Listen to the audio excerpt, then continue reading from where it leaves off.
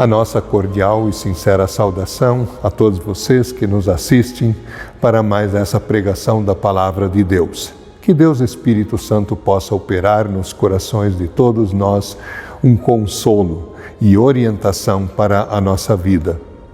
Quando Jesus Cristo esteve aqui na terra, o seu ministério foi completo. Ele pregava o Evangelho, ensinava as multidões, mas ele também tratava com cada pessoa individualmente nas suas necessidades específicas. É sobre isso que nós queremos meditar hoje também e ver como Jesus nos fala a todos, como grupo, como igreja, e como ele trata individualmente com cada um de nós. Que o Espírito Santo abençoe ricamente a sua palavra em todos nós.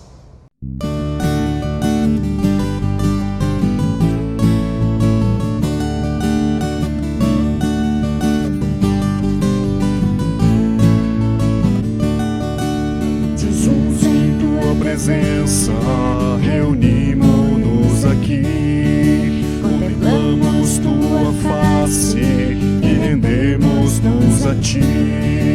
Pois um dia a tua morte trouxe vida a todos nós e nos deu completo acesso ao coração do Pai.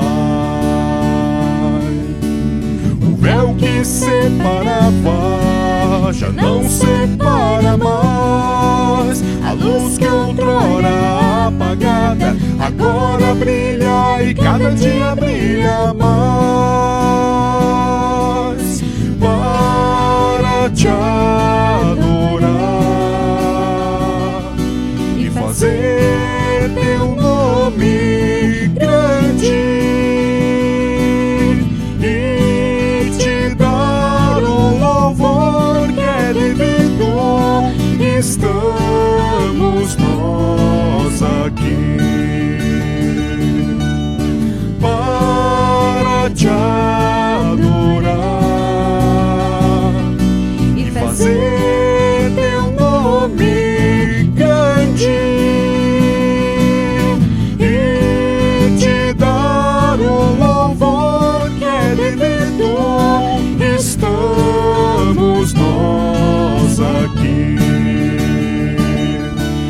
estamos nós aqui, estamos nós aqui.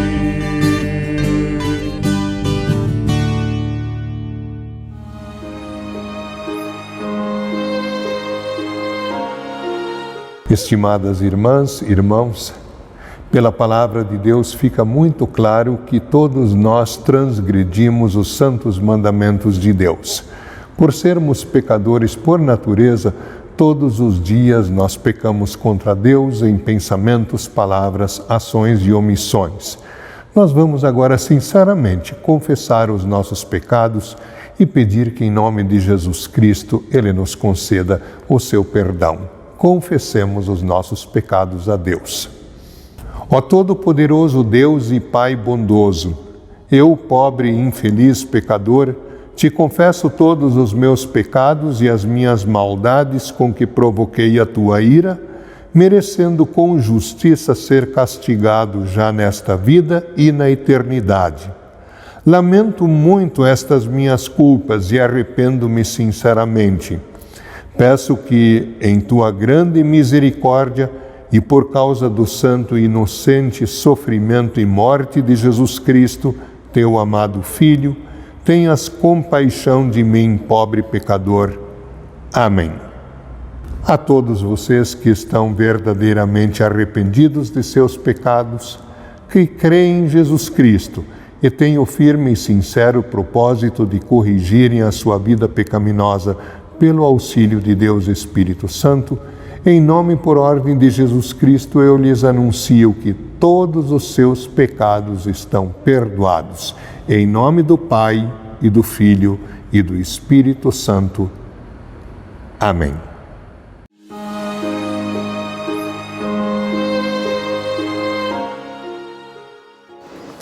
Ação de graças de uma pessoa salva da morte. Ó Senhor Deus, eu te louvo, porque me socorreste e não deixaste os meus inimigos zombassem de mim. Ó Senhor, meu Deus, eu gritei pedindo ajuda, e tu me curaste. Tu me salvaste da morte. Eu estava entre aqueles que iam para o mundo dos mortos, mas tu me fizeste viver novamente. Cantem louvor a Deus, o Senhor, vocês, o seu povo fiel. Lembrem do que o Santo Deus tem feito e lhe deem graças. A sua ira dura só um momento, mas a sua bondade é para a vida toda. O choro pode durar a noite inteira, mas de manhã vem a alegria.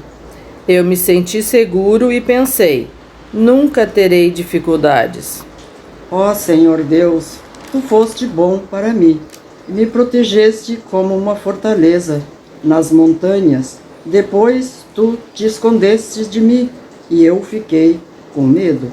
Ó Senhor Deus, eu te chamei e pedi a tua ajuda. Se eu morrer, que lucrarás com isso? Será que os mortos podem te louvar? Será que eles podem anunciar que és fiel? Ó Deus, escuta-me e tem compaixão de mim. Ajuda-me, ó Senhor Deus. Tu mudaste o meu choro em dança alegre.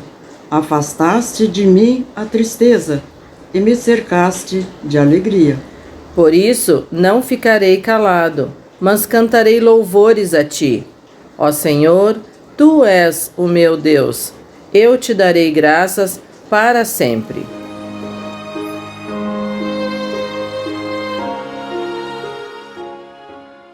A leitura do Antigo Testamento encontra-se em Lamentações, capítulo 3, versículos 22 até 33, onde lemos: O amor do Senhor Deus não se acaba, e a sua bondade não tem fim. Esse amor e essa bondade são novos todas as manhãs, e como é grande a fidelidade do Senhor. Deus é tudo o que tenho, por isso confio nele. O Senhor é bom para todos os que confiam nele. O melhor é ter esperança e aguardar em silêncio a ajuda do Senhor. E é bom que as pessoas aprendam a sofrer com paciência desde a sua juventude. Quando Deus nos faz sofrer, devemos ficar sozinhos, pacientes e em silêncio. Devemos nos curvar humildes, pois ainda pode haver esperança. Quando somos ofendidos, não devemos reagir, mas sim suportar todos os insultos. O Senhor não rejeita ninguém para sempre. Ele pode fazer a gente sofrer, mas também tem compaixão, porque o seu amor é imenso. Não é com prazer que ele nos causa sofrimento ou dor.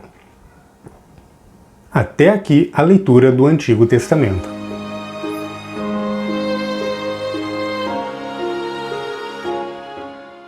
A leitura de 1 Coríntios, capítulo 8, versículo 1 ao 9 e depois 13 ao 15, onde diz: Irmãos, queremos que vocês saibam que a graça de Deus tem feito nas igrejas da província da Macedônia.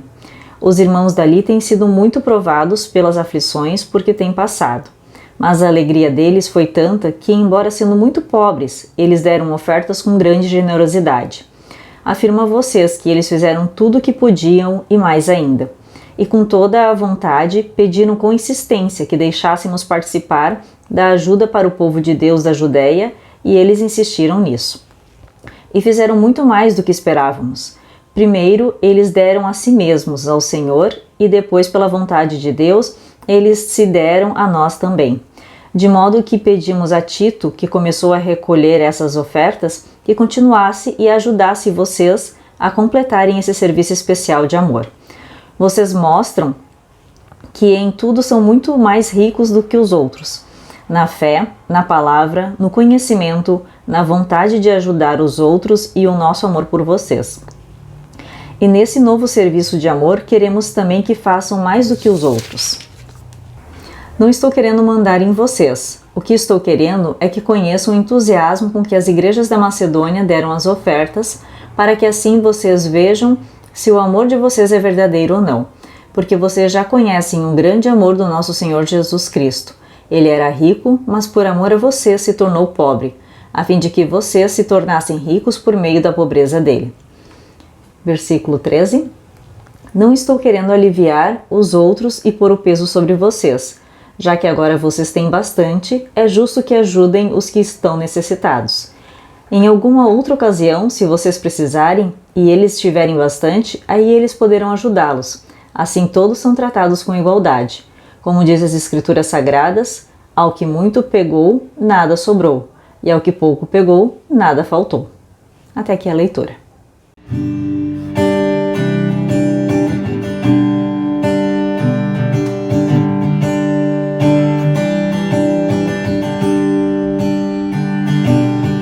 Seja Deus gracioso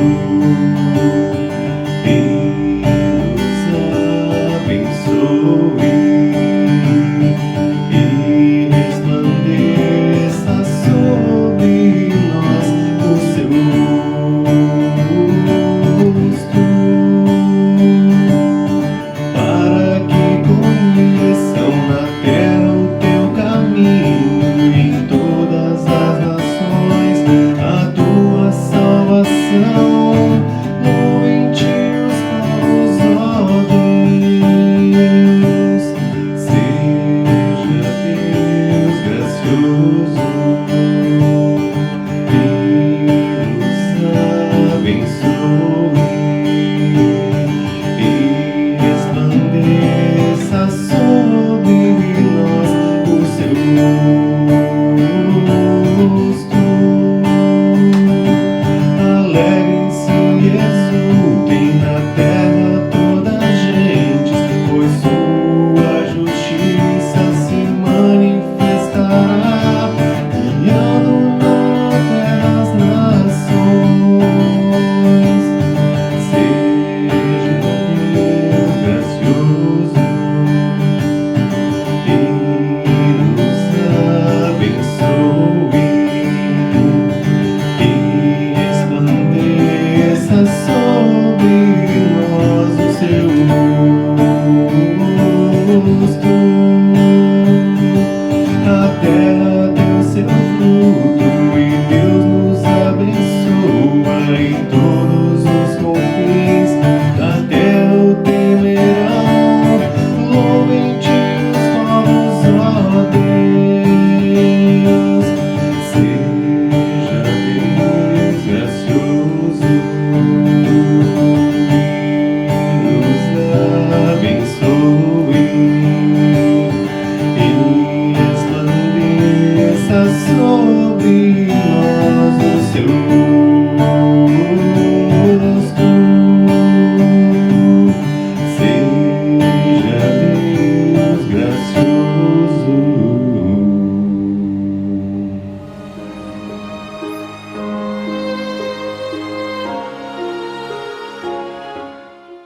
A leitura do Santo Evangelho para este que é o quinto domingo após Pentecostes, encontramos no Evangelho conforme Marcos, capítulo 5, versículos 21 a 43, onde lemos: Jesus voltou para o lado oeste do lago e muitas pessoas foram se encontrar com ele na praia. Um homem chamado Jairo, chefe da sinagoga, foi e se jogou aos pés de Jesus, pedindo com muita insistência: a minha filha está morrendo, venha comigo e ponha as mãos sobre ela para que sare e viva. Jesus foi com ele. Uma grande multidão foi junto e o apertava de todos os lados. Chegou ali uma mulher que fazia 12 anos que estava com uma hemorragia. Havia gastado tudo o que tinha tratando-se com muitos médicos. Estes a fizeram sofrer muito, mas em vez de melhorar, ela havia piorado cada vez mais. Ela havia escutado falar de Jesus. Então entrou no meio da multidão e, chegando por trás dele, tocou na sua capa, pois pensava assim: Se eu apenas tocar na capa dele, ficarei curada. Logo o sangue parou de escorrer e ela teve certeza de que estava curada. No mesmo instante, Jesus sentiu que dele havia saído o poder. Então virou-se no meio da multidão e perguntou: quem foi que tocou na minha capa? Os discípulos responderam: o Senhor está vendo como esta gente o está apertando de todos os lados e ainda pergunta isso? Mas Jesus ficou olhando em volta para ver quem tinha feito aquilo. Então a mulher, sabendo o que lhe havia acontecido, atirou-se aos pés dele, tremendo de medo, e contou tudo. E Jesus disse: minha filha, você sarou porque teve fé. Vá em paz, você está livre do seu sofrimento. Jesus ainda estava falando quando chegaram alguns empregados da casa de Jairo e disseram: seu Jairo, a menina já morreu, não aborreça mais o mestre. Mas Jesus não se importou com a notícia e disse a Jairo: não tenha medo, tenha fé. Jesus deixou que fossem com ele Pedro e os irmãos Tiago e João, e ninguém mais. Quando entraram na casa de Jairo, Jesus encontrou ali uma confusão geral, com todos chorando alto e gritando. Então ele disse: por que tanto choro e tanta confusão? A menina não morreu, ela está dormindo. Então eles começaram a caçoar dele. Mas Jesus mandou que todos saíssem, e junto com os 3 discípulos e os pais da menina, entrou no quarto onde ela estava. Pegou-a pela mão e disse: Talitá, cumi. Isto quer dizer: menina, eu digo a você, levante-se. No mesmo instante, a menina, que tinha 12 anos, levantou-se e começou a andar. E todos ficaram muito admirados.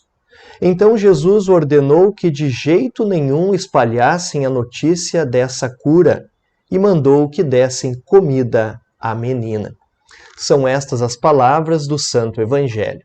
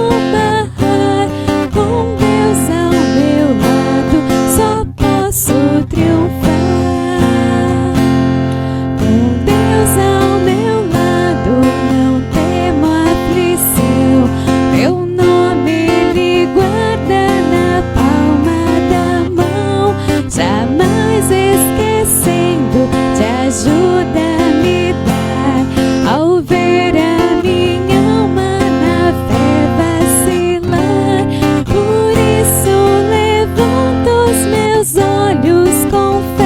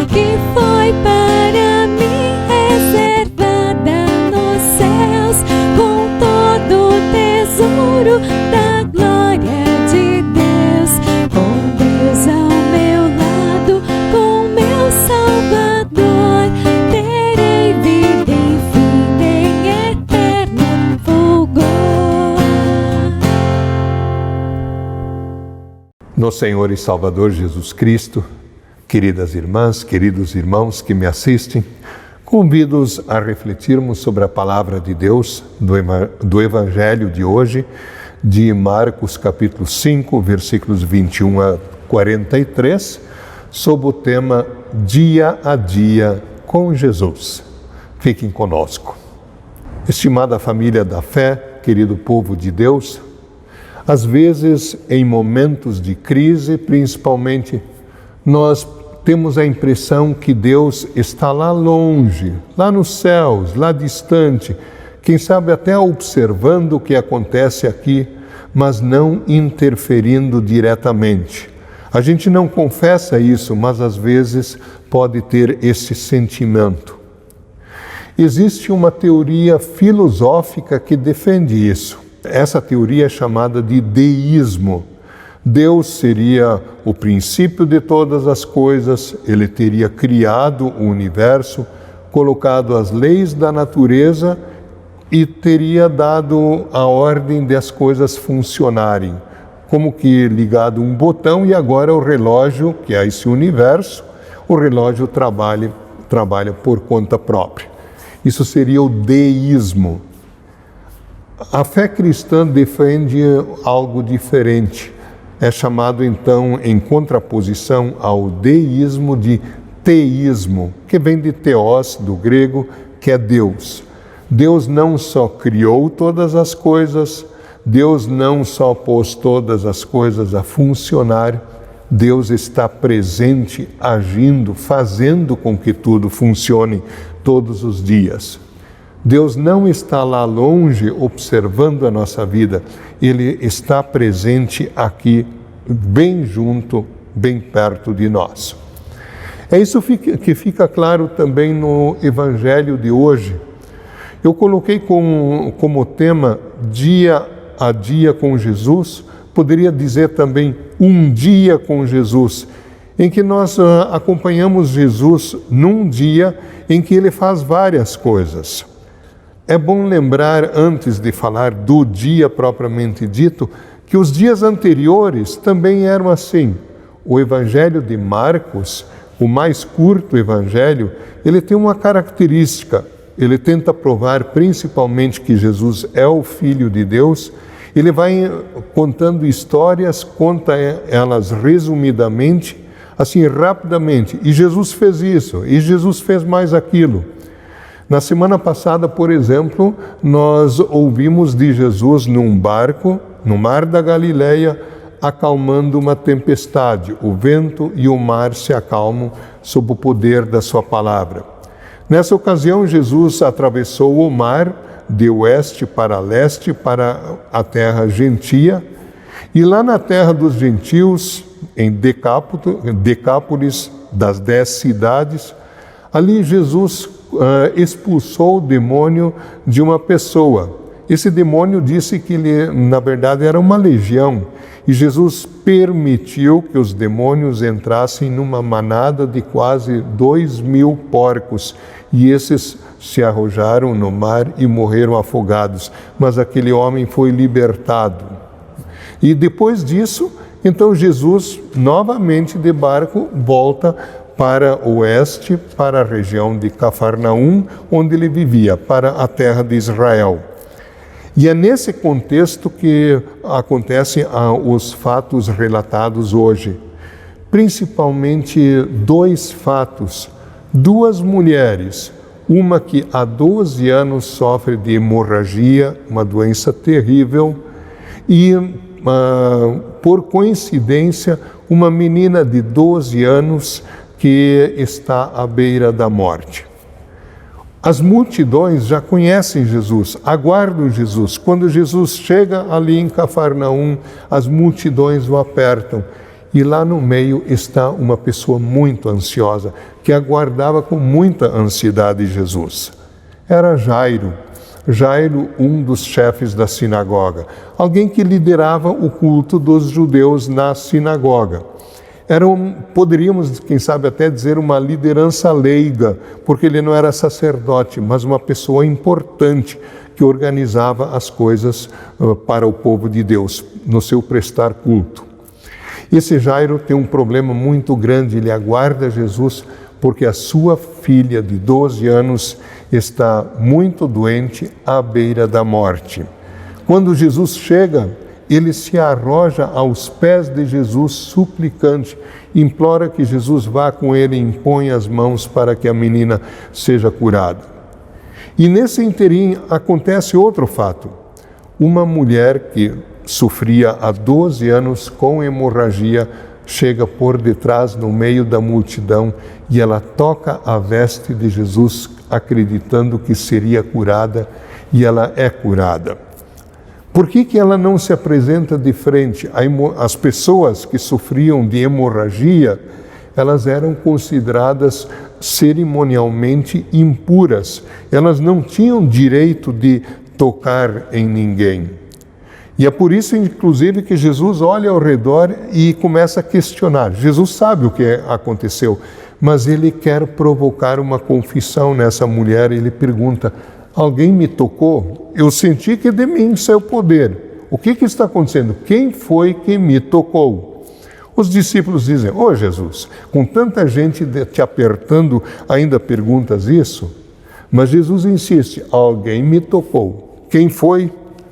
A mulher fica apavorada porque ela fez algo que ela não poderia fazer, sendo considerada impura. Ela tinha tocado Jesus, ela se ajoelha diante de Jesus, ela suplicante, e ela diz: fui eu, apavorada.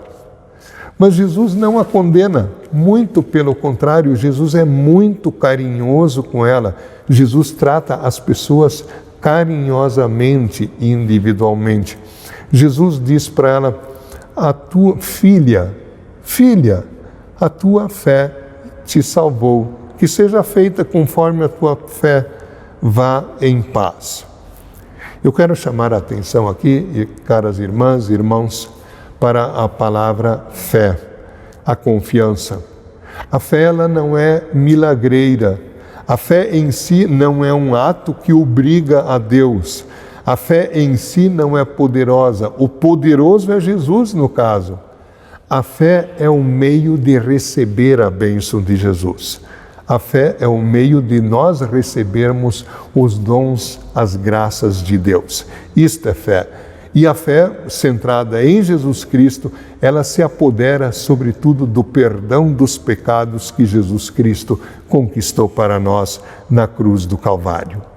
Então, essa mulher, ela recebeu esta bênção e, com certeza, o texto não diz, mas podemos imaginar que ela recebeu também a fé no sentido de receber o perdão dos pecados. Ela deve ter sido curada no seu corpo e na sua alma. E o Jairo cada vez mais ansioso. E nesse interim, logo depois disso, chegam pessoas e dizem para ele: seu Jairo, lamentamos muito, mas a sua filha acaba de falecer. Não importunes mais o mestre. Imaginem aquele pai arrasado. E Jesus ouve isso. Jesus se dirige imediatamente a Jairo. Ele diz, também com muito carinho: Jairo, não tenha medo, tenha fé. Creia somente, não tenhas medo. Calma, eu vou lá contigo, vamos resolver isso aí. Jesus vai até a casa, na casa já tem uma algazarra, porque entre os judeus, quando alguém morria, havia inclusive carpideiras, pessoas que choravam profissionalmente, eram contratadas para chorar, quem sabe já estavam ali, naquela confusão toda dessa menina que tinha falecido. Jesus manda afastar todos. Ele apenas deixa que 3 dos principais discípulos, Pedro, Tiago e João, o acompanhem, seriam as futuras lideranças da igreja em Jerusalém. E junto com os pais, ele entra no quarto da menina. Ele diz para todos: calma, gente, calma, vocês ficam para lá, a menina está apenas dormindo. Claro que Jesus sabe que ela morreu, mas para o poder de Jesus como verdadeiro Deus, além de verdadeiro homem, a morte é encarada como um sono, é apenas uma passagem, só falta acordar. Pois bem, Jesus chega lá, estende a mão, diz para a menina, em aramaico, a linguagem materna dela, Talitá cumi, menina, eu digo para você, levanta-te. Ela imediatamente abre os olhos, acorda e se levanta. Os pais não sabem o que fazer. Talvez isso explique a palavra de Jesus para eles assim, deem de comer para ela. Saiam desse marasmo, olha, ela está viva. Jesus quer que eles tenham certeza imediata que ela está viva. Parece que Jesus está dizendo, ô mãe, não está vendo que a menina está com fome, estava tantos dias doente, não se alimentava mais, ela precisa ficar forte. E você, pai e mãe, vocês precisam crer que ela de fato vive. O evangelista Lucas, quando ele narra essa mesma história, está lá em Lucas 8:55, ele nos diz que o Espírito tornou a entrar nela. O que é a morte? A morte é separação de corpo e alma. A alma já vai para junto de Deus, no caso dos crentes. O corpo vai para a sepultura, aguardando a ressurreição. Então, o Espírito tornou a entrar nela. É isso que Lucas nos conta. E Jesus, junto com essa recomendação aos pais, que eu já falei, deem comida, ele fez mais uma recomendação: não contem para ninguém o que aconteceu com ela. Ora, isso seria muito difícil. É claro que isso foi contado, mas Jesus queria sempre que ele fosse Jesus não queria que ele fosse reconhecido na plenitude da sua obra entre os judeus nesse momento, talvez para não provocar a ira das autoridades civis e das autoridades religiosas, não por medo delas, mas porque ainda não chegou a sua hora final. Ele ainda tinha muito a ensinar, ainda tinha muito a fazer antes de ir definitivamente para a morte ali em Jerusalém. Em Marcos, pelo menos 6 vezes aparece essa recomendação de não contar para ninguém. Mas, ao mesmo tempo, temos que lembrar que aquele sujeito de quem foram expulsos os demônios, os quais entraram na manada de porcos na terra dos gentios, lá no leste do mar, ali Jesus diz para ele, que ele queria segui-lo, Jesus diz, volta para a tua família, volta para os teus parentes, para os teus pais e conte a todo mundo o que aconteceu. Lá Jesus ordenou que ele divulgasse o que tinha acontecido para que mais pessoas já, gentios também, conhecessem a Jesus como o Filho de Deus que havia de vir ao mundo. Queridas irmãs, queridos irmãos, nosso dia a dia com Jesus. Assim como no texto, o mal também nos acomete. Ele é, em última análise, consequência do pecado. Mas Jesus está conosco em todos os dias, em todos os momentos, nos momentos maus e nos momentos bons. Ele sabe o que se passa e ele age sempre, onde, quando e como lhe apraz. Ele sabe o que é melhor para nós. A vontade de Jesus sempre é a melhor. Nós somos amparados em tudo, até na própria morte. Ele não nos abandona. É um sono do qual ele vai nos despertar. As outras leituras bíblicas deste dia também nos orientam muito bem nesse sentido. Em Lamentações de Jeremias, no capítulo 3, versículos 22 a 33, ali diz que Deus não tem prazer no nosso sofrimento. Deus e Jesus não têm prazer no sofrimento, mas o sofrimento muitas vezes é benéfico para nós, para aumentar nossa confiança, por exemplo. Lá diz também que as misericórdias de Deus não têm fim. As misericórdias de Deus renovam-se a cada manhã. Deus é tudo que eu tenho. O Salmo 30 também diz que o choro pode durar uma noite, mas a alegria, as danças de alegria vêm pela manhã. Quer dizer, o mal ele também passa. Muitos males aqui vêm e vão, e o mal definitivo, que será a morte, também passará, porque Jesus já foi vitorioso sobre ela com a sua própria ressurreição. A nossa resposta é uma resposta de louvor ao Senhor, de ofertas de gratidão, como também Paulo escreve na sua segunda carta aos Coríntios, no capítulo 8, ele escreve aos cristãos de Corinto que eles deveriam imitar o exemplo dos cristãos da Macedônia, que se deram de coração ao Senhor em fé e como gratidão recolheram ofertas para ajudar os pobres de Jerusalém. Querido povo de Deus, queridas irmãs e irmãos, Jesus quer ser reconhecido por nós, não como um milagreiro qualquer, mas como o verdadeiro Deus em quem nós temos a vida eterna. Ele quer que nós divulguemos, que nós creiamos e que divulguemos quem Ele é, o nosso Salvador e o nosso Senhor.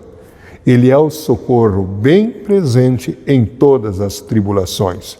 Ele nos alimenta como um todo, como povo de Deus, e Ele trata das feridas, das necessidades de cada um individualmente. Mas a necessidade maior, logicamente, está na nossa alma. É o perdão dos pecados que nos garante a abertura da porta do céu à vida eterna. Paulo nos lembra na primeira carta aos Coríntios, no capítulo 15, versículo 19, se a nossa esperança em Cristo se limita apenas a essa vida, as coisas do aqui e agora, nós somos as pessoas mais infelizes que pode haver, né? A nossa esperança não se limita a esse mundo. A nossa esperança se consumirá definitivamente no céu. Porque Jesus ressuscitou, vive e reina eternamente. Nós vamos ressuscitar. Porque Ele vive, nós viveremos. A nós Ele diz, como a Jairo, constantemente Ele nos diz, não tenha medo, apenas creia. Que Deus Espírito Santo opere assim esta fé em nós e nos mantenha nessa fé. Amém.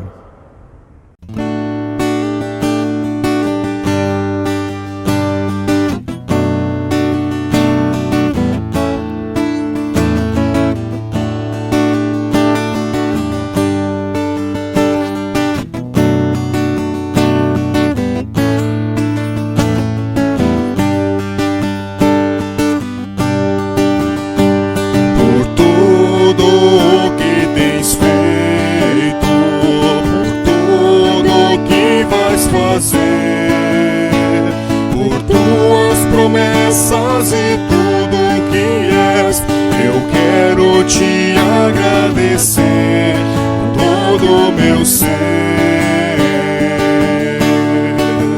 Te agradeço, meu Senhor. Te agradeço, meu Senhor. Te agradeço por me libertar e salvar, por ter morrido em meu lugar. Te agradeço, Jesus, te agradeço. Eu te agradeço, te agradeço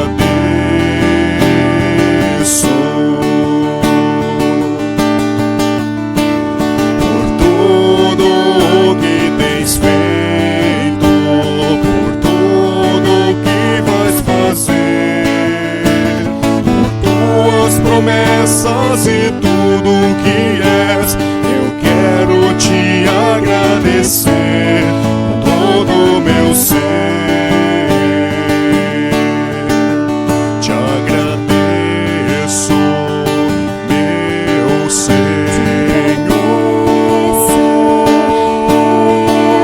Te agradeço, meu Senhor.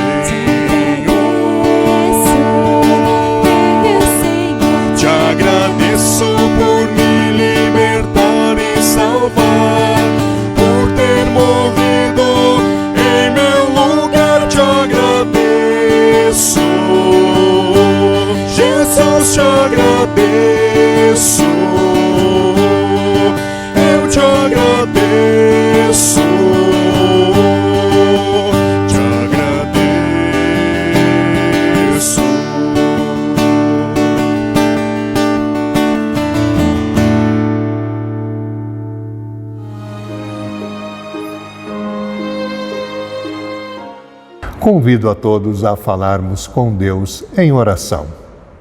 Senhor nosso Deus, amado Pai Celestial, muito obrigado por todas as bênçãos com que nos coroas todos os dias. Tu cuidas do nosso corpo e da nossa alma.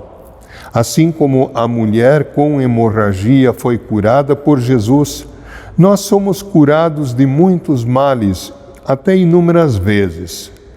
Assim como Jesus Cristo foi revelado Senhor sobre a própria morte ao ressuscitar a filha de Jairo, assim como o próprio Cristo ressuscitou e vive, nós também ressuscitaremos. Muitas vezes ficamos com medo diante das calamidades que nos sobrevêm neste mundo. Lembra-nos, ó Deus, sobretudo nestes momentos, que não estamos sozinhos. Tu não estás longe.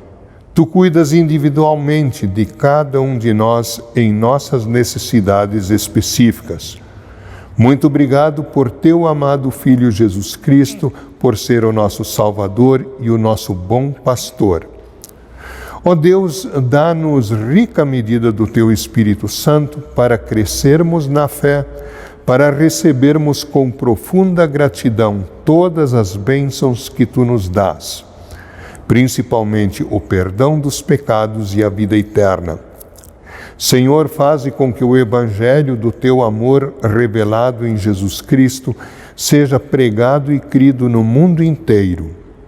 Abençoa todo este mundo, obra das tuas mãos, o nosso país, nosso estado, nosso município, fazendo com que haja justiça, paz e bem-estar.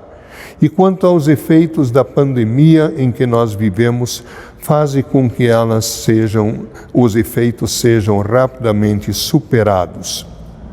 Abençoa a cada um de nós, Senhor, as nossas famílias, nossa família da fé, a tua igreja. Nós nos entregamos em tuas mãos paternais, seja para a vida ou seja para a morte, pois nós somos teu Senhor, mediante Jesus Cristo, teu Filho, nosso Salvador. Amém. Pai nosso que estás nos céus, santificado seja o teu nome. Venha o teu reino. Seja feita a tua vontade, assim na terra como no céu. O pão nosso de cada dia nos dá hoje, e perdoa-nos as nossas dívidas, assim como nós também perdoamos aos nossos devedores. E não nos deixes cair em tentação, mas livra-nos do mal, pois teu é o reino, e o poder e a glória para sempre. Amém. Assim nós estamos chegando ao final desse momento especial, momento devocional. Ouvimos a palavra de Deus, fomos consolados, orientados pela mesma. Eu desejo as ricas bênçãos de Deus sobre todos vocês em mais um fim de semana, em mais uma semana, e aproveitem sempre essas oportunidades, principalmente aqueles que não podem ainda se reunir presencialmente na casa de Deus, para ouvirem a palavra de Deus. Nós somos sempre consolados, confortados, fortalecidos e orientados pela palavra de Deus. Que Deus continue com todos. Recebam todos a bênção do Senhor. O Senhor te abençoe e te guarde. O Senhor faça resplandecer o seu rosto sobre ti e tenha misericórdia de ti. O Senhor sobre ti levante o seu rosto e te dê a paz. Amém.